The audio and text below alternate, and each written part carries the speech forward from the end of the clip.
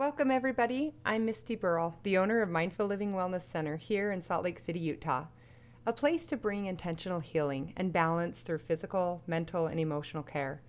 Our goal is to help you in your journey through education of self-sustaining tools such as talk therapy, life coaching, emotional wellness, mindful yoga, and any variety of healing and wellness.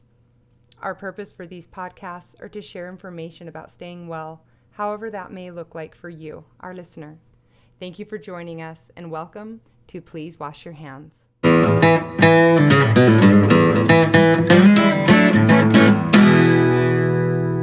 Good morning. Thanks for joining us. I'm Misty, and this is Dory Olds. Today we're going to talk a little bit about, what are we going to talk about today? We're going to talk about self-empowerment. Mind control. Mind control. Controlling your own mind. Tell us. Oh, I like that. Oh, I actually really like that. I think that would be really cool to label it mind control. Okay, so tell us a little bit about what mind control looks like, Dory. Mind control looks like you have a thought coming in, thought creates a feeling, and you're having a reaction, you're having a feeling bad, and then you take that and turn that thought around, and you put a thought in that you want to be having that's actually more accurate, and creating what you want with that feeling and creating what you want with your life. So I have to tell you, when I came into Mindful today, I was a little frazzled. I had some frustrating things happen on the drive over. I had a lot on my plate. There was an overwhelming amount of things to do in my mind. I hadn't sat down and done what I typically do and write out my to-dos or whatnot. But either way, I was at a level of frustration and in a really bad way.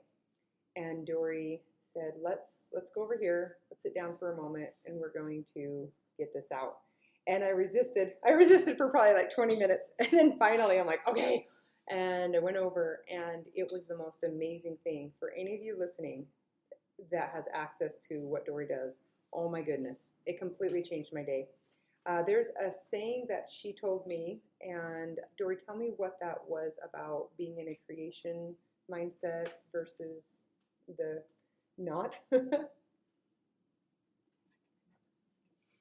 Well, what I look at is the difference between competition and creation. And so there is no competition, there's only creation. You draw to you what you want, and you draw to you what those people that are to be in your circle of influence. But also being in creation rather than reaction, and being in response rather than responding rather than reacting, and having that be what you want rather than just being run around by it. It's running, you run it, or it's running you. Tell our listeners kind of what you did for me when I was in a little bit of a funk, and you sat me down and did some pressure points. I did a technique it's called pump therapy, and it's called pump therapy because you're working with the acupressure points in the hand, and those acupressure points connect with your subconscious mind. So it would be called a waking hypnosis technique because you're not going into a trance state. And I had Misty say the feelings that she was having that were running her around and that was taking her energy down while she was shaking her head no. Because that is telling the subconscious mind that belief, that idea, you want to remove from that subconscious support. And then I had her put in what she wanted, and I helped her with some of the wording. And what do you want? What do you want to be feeling? What do you want to have? And then as she put her head up and down while I pushed on the points, and then that put in what she wanted. And then suddenly the energy just evaporated away of the energy drain, of the negativity, whatever words you want to call that. And she was starting to smile, and she was feeling good, and suddenly she was feeling inspired. Ideas were coming in, and that's creation. Ideas were coming in that weren't able to come in earlier because they were being blocked by the old other feelings. It was a true realization that creation can't exist when the other distractions and whatever's weighing you down are in your head. So we've chatted a little bit in the past about the mind and how we are in control more than we realize. there's a lot of conditioning that goes on, and this isn't new to many of you listening, I'm sure. But it's interesting when you sit down and kind of stop and think about it, the power that we really have over self. I think that's something that on my journey that I've been really excited about learning is just self and how much we are in control of than we realize. And I have to interject a little bit, myself, my own thought, with I was told one time that there's no such thing as control. Because if there was such thing as control, then that means that there's the possibility of being out of control. And that leaves you with a sense of panic and disoriented, just very, well, I mean, when you feel like you're not in control, you have a sense of loss and whatnot. I beg to differ with that. I feel like there is a sense of control. And even if my wording is improper, when I was in here this morning and I felt literally out of control because I wasn't in control of my mind, I was reactionary. That was the opposite that you used, Dory, was reactionary. You can't be in creation mode when you're reactionary. So tell me what are your thoughts. Tell me a little bit of your thoughts on being in control and whatnot and what that looks like. And I'm actually going to disagree with you. Oh, because I think there is a power over and a power under. So someone can power over another if you are in that programming mode that you believe that, and you can also be powered under and power over. Or you can step out of that pattern, out of that conditioning, and be power within. And I think that's what this is about, is power within. So it's not necessarily the word control, it's the power. Where does the power come from? I think it's where's the power, locus of control, where's that power? And the more you understand that you can have that power, then the more you can work on that, and the more ideas come, and the more you can be empowered. It's when you believe that you have no control and you can't do anything about it, that's when you feel stuck. That's when you get in those out of control. That's when you feel out of control. There's nothing I can do. And then you go in that spiraling of reaction and victimization, and that's a whole nother pattern. But that's a whole nother podcast. That's a whole nother podcast. But it's about knowing that we actually have more control than we know, and it is about practicing. It is about those areas that we know and that we've gained that mastery, we've gained in those areas, and then expanding that out and until you have the experience that you want. Wow. Well, that was a lot of clarification for me, and it makes a lot of sense because it's not taking away the feeling that I associate with the word with control, but it's taking or giving more information to that feeling, and with empowerment or lack of empowered or whatnot. I love that. I think that's great. So our title of this podcast is Mind Control. Let's talk a little bit about what that looks like and why we label it that. I think it was kind of funny to mention or to label it mind control because a lot of times that's where people's minds go of like, oh, I'm getting controlled. But what we want to bring to light is what that actually looks like from self, and how you can be empowered and how you can actually be in control. Is that okay now that I'm using the word control? Self-control. Self-control. I like the word controlling within. It's just putting that focus within rather than having an outside influence. Not being over another person, not being under another person, but it's just control within. And that's where you had mentioned the lack of competition, because you're not power over someone and you're not power under someone or self. Like you're not even comparing yourself to another. Maybe have two businesses that are very similar, but how you're doing it and how another person is, your frequencies, your intent can all draw different people to you, and so you'll have two different customer bases. That's interesting. Something that comes to my mind when we're talking about mind control, and something that we had chatted about a little earlier, was how the true self, being able to master and harness our own thoughts, and what that looks like for this quote unquote mind control. motorcycle, so that's going to be in it. That's okay. So tell me a little bit about what it looks like to have that more empowered, our be in control of our own thoughts and whatnot. Well, I think that we had a conversation the other day, and I woke up very grumpy, and I could feel that grumpiness, and I could feel myself in that kind of moody, but I also knew I had things to do. I knew I needed to be creative. I knew I wanted to sit down and work on some things, and I couldn't in that space. It wasn't going to be creative, and so I look at that mood and say, okay, what is it? What am I feeling? A thought creates a feeling. Any feeling we have, there's a thought behind it. Whether that thought came in really fast and we didn't notice, there's always a thought. And noticing that in my reaction, in my response, and I asked myself these questions, and as I sat there and asked myself, ideas came to my mind of what this was about.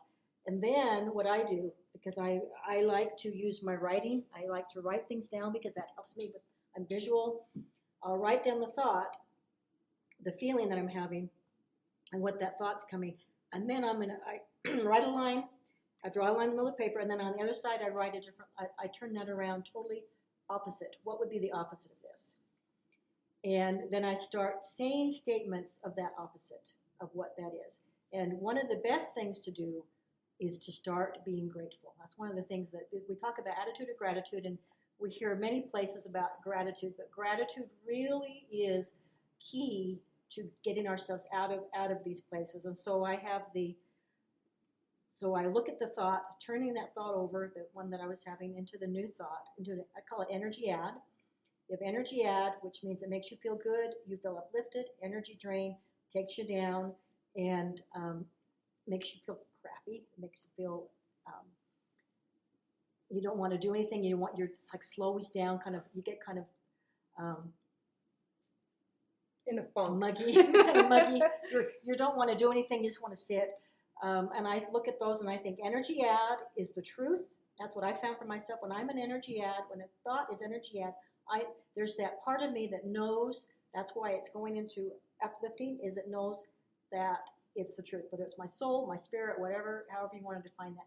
There's a part of me that knows that statement's true, and it brings my energy up. And there's a part of me that knows that statement is not the truth, and it brings my energy down. And so it's like, oh, not accurate? Okay, I need to work on this, on my, I know it's not accurate because it's energy drain, but I can feel I'm believing that. Okay, so I need to work on myself, turning it around and start saying the words over and over of the new statement, and until I start believing that and feeling that energy add and trusting, because it's energy add, I know it's true. And then also that piece, and then also the gratitude, and finding anything you can, being grateful for shoelaces, being grateful you have your coffee, being grateful that you have a place to sit, being grateful you have friends, whatever, however small, you find something to be grateful and you expand on that. And that gratitude, what I say is when I'm in gratitude, I feel I am myself. I am being myself when I'm in gratitude.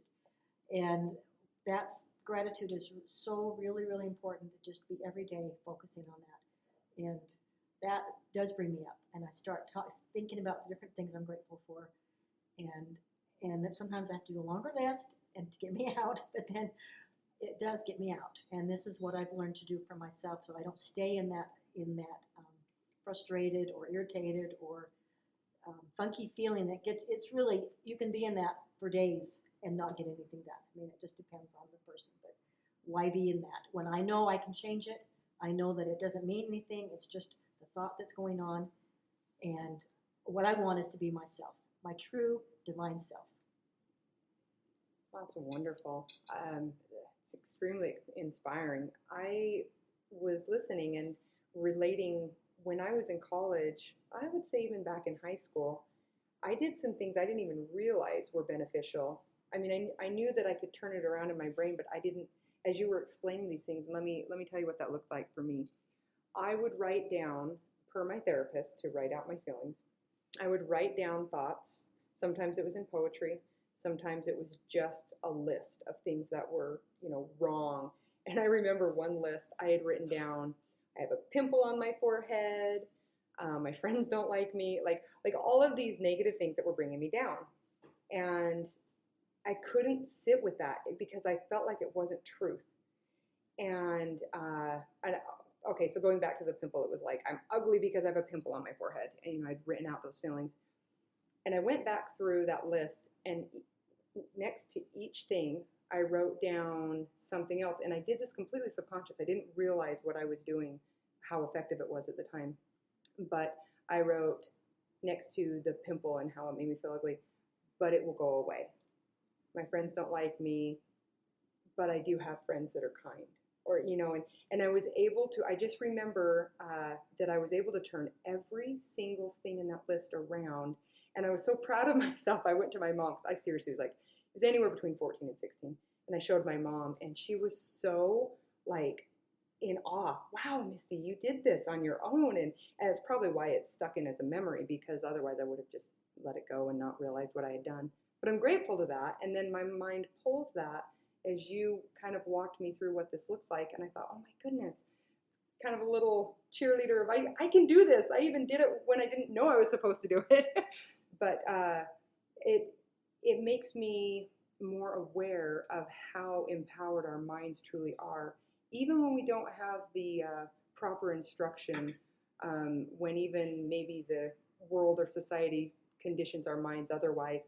We have it in us to be in control of our minds. It's almost like we know what to do. We just need the guidance, and we just need the time to allow that these are the things that will bring joy and put us in a creationary mode.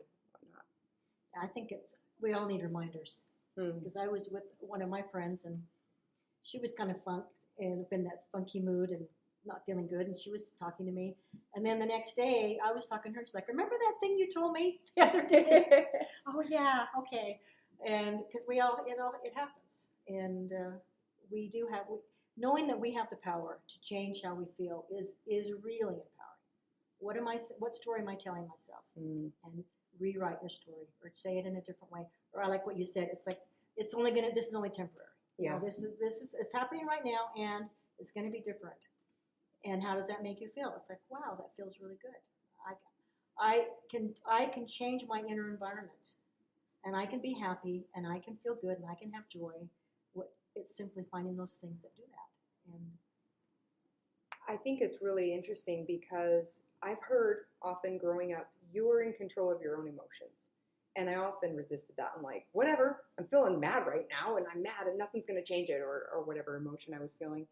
And I've realized over the last few years in my journey that it's true, but it's also like saying, you can make a cake. Hey, Dora, here, make a cake because you're capable. It's like, that's great. How?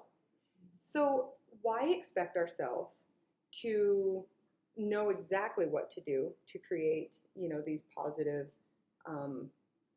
reaction or outcome? Yeah, why expect ourselves to have this positive outcome from something we might not know how to do?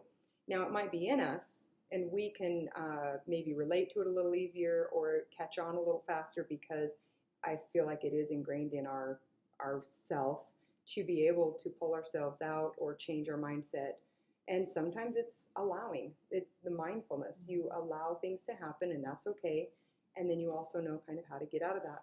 So going back to the little cake analogy, it's okay that you don't know what steps to take. And honestly, that's why Dory does what she does. I mean, right, Dory, you offer services to people to help teach them self-sustaining tools. So I was going to ask you, when you came to me and we had met and you did self-hypnosis, I'll be honest, my thinking, and this might apply to a lot of people, is back in middle school when the hypnosis came on stage and put everybody in, made them look like a chicken, or whatever it was, right? We've had these introductions to, say, hypnosis. That's really not a true representation. When you helped me this morning and you did the conscious hypnosis when I wasn't under, and you just helped me, that was an eye-opener for me. And I would love for people to understand that this self-hypnosis is a self-sustaining tool that they can use, and not some silly magic trick. There are as you were mentioning, in stage hypnosis, there are some benefits to that. There are some people are having an experience that's different than they've had before, or they're watching people do things that they know they would never do on their own. So there is a benefit to show some of the power of the hypnosis in those stage shows, and there is a therapeutic that is also very powerful, and there is no audience, and there is no, and if you wanted to pluck like a chicken, you could do that if that's what you wanted to have experience. But it is about healing, and it is about helping each person have a better experience. And as I talk about these tools, I had my own learning. I had my own experience of having to be taught, having to practice. I'm still practicing. There's areas where it's easy to step out of certain emotions, and there's other areas where I have to work a little bit more because it's more ingrained, or there's more meaning there for me. There's something that it's not as clear. And so this is an ongoing process for each person. Is you start at one place and then you just keep expanding and expanding. And I've had people tell me, well, you do hypnosis, you don't have any issues. And I said, no, I just know how to take care of them more. And there are places where I need to go in. There are certain times when you can do self-hypnosis, and there's certain times when you need an objective person on your own behalf. And I still do those kind of sessions for myself when I need them. It's like we all need each other, and we all need help. And there's places where we can do things for ourselves, and where we need to go in and have professional help. I agree. I had the opportunity to speak with Aubrey a couple of podcasts ago. We did an interview, and she had brought up the journey. And I truly believe that, that learning and healing and wellness is a journey. It is not a destination. If you think that you've learned a great technique and now you're cured and you're never going to have a problem again, or like you said, people say you must not ever have problems. We are human beings, and change is inevitable, and dealing with those changes that come every day, they come our way every moment, is, I believe what you could say that quote unquote mind control is knowing how to approach and how to allow and when to kick out those negative thoughts and listen to your inner voice and really start recognizing what's your voice and what's outside, what's a social or a conditioned voice. And I actually bring that up. That's something else that Aubrey had talked about, was listening to these voices inside and knowing what's you, what's your intuition, what's your gut, what's outside. And like you had said, Dory, the truth, the positive ad, The energy ad, an energy drain, in really learning how to listen. I've often thought about listening to your own voice as learning a different language, because I think everybody can relate to what's it like to learn a different language. Either you've done it, great, good job, it took a lot of time and training, or you haven't because it's really hard and it takes a lot of time and training. So I feel like learning to listen to yourself inside and learning to manage your own mind and go in there and really understand yourself and know what it's like and what to listen to is like learning a different language, because you have to practice doing it.